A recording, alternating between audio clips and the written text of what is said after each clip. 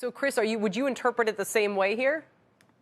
I think we had the setup for a perfect bear market rally. You know, if you look at the TMT bubble aftermath, you had 4 market rallies after the market peaked in March 2000 that were on the order of 25 to 50% in the context of a downtrend.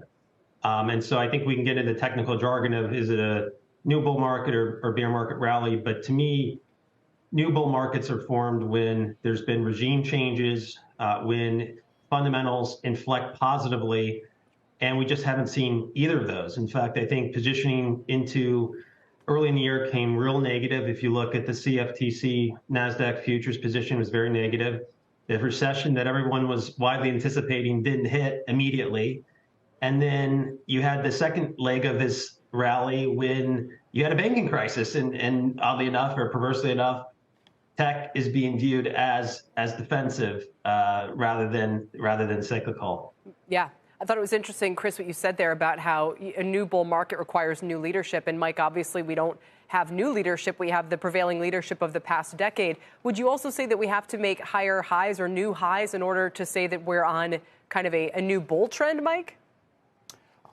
Look, I think you could argue that, but if that were the case, then we weren't in a bull market from 2009 to 2013. Okay, we didn't make a new all-time high over that entire period of time. And some people will tell you, yeah, it sort of has to be tested, and then you retro-date the start of the bull market if you want to do that. So I think that, you know, the question really for me is, the Nasdaq 100 certainly could eventually prove itself to have been in a new bull market. I think it's more interesting to discuss, do the October lows look like they're going to be important? Are they going to be consequential? Are they going to be durable? And how much could you fall before you bring those that back into sight? And to me, that's where we are right now. It's not so much we're going to make an attack on the all-time highs. It's, have we established a new range? And I agree with Chris, the positioning got very negative. It's happened multiple times coming into the year. But that also means that people had over-anticipated bad things, whether it was an imminent recession or whether it was the Fed going to become more hawkish than expected. So the downside that we got to because of the negative positioning was also an overshoot in the short term. And would you agree with that, Chris? And where does that then leave us set up for the next quarter? I think the big change in factors was Fed liquidity.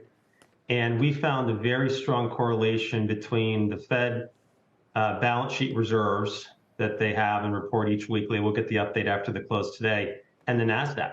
And I think there was a turn in Fed liquidity in the beginning of the year, and certainly that accelerated in the last couple of weeks, and that's put an upward bid on the Nasdaq. And so I think it's been all about the Fed, and you throw in these technical trading ranges and relative strength and highs and lows, and that matters too in positioning. But to me, the biggest turn and the reason the Nasdaq has performed as well as it hasn't been EPS revisions. In fact, you know, other than Meta and a few semis, EPS revisions from the start of the year have been down, not up. It's what's up between, you know, now and beginning of the year, Fed liquidity. You know, and expectations that the Fed may cut in the back half of the year, and that's what's driven the Nasdaq. That said, Chris, why aren't you more bullish? You know, because again, you say you're still bearish, see a relatively deep recession ahead as these Fed cuts hit.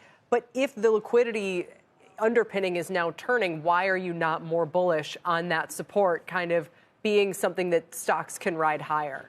So we're in a strange environment. The Fed's hiking and sort of cutting at the same time in a way, right, with adding liquidity and doing the opposite. And so our view is that what happened over the last couple of weeks is a seismic event. Bank credit is going to tighten. Companies are going to be under pressure. Tech spending is going to get cut. And in the end, tech is cyclical. And we're going to find that out over the next couple of quarters when all of a sudden companies start coming on your show and coming out with earnings release and saying things just abruptly stalled. And we have higher conviction in that now than we did even at the beginning of the year, because credit is the lifeblood of the economy. And we're unwinding what I think is a 13-year zero interest rate tech spending bubble. So that's why we're cautious. Very interesting. Mike, I was just going to give you a quick last word. Yeah, I mean, I'm a little bit less focused on the kind of step-for-step move in liquidity as defined by what's going on in the Fed balance sheet and the overall market. The other thing to keep in mind is it sounds so right to say we were in a 13-year zero interest rate, you know, investment boom, but we actually had a tightening cycle in there. It was very stunted. but it got real interest rates up to about where they are right now in 2018, and the market did have a panic off of that. So I don't think it's been necessarily like some spigot that's been wide open since 2008, and we just closed it, and now we don't know what happens next. All right, Michael Santoli, Chris Senyek. Good stuff, guys. Thank you both.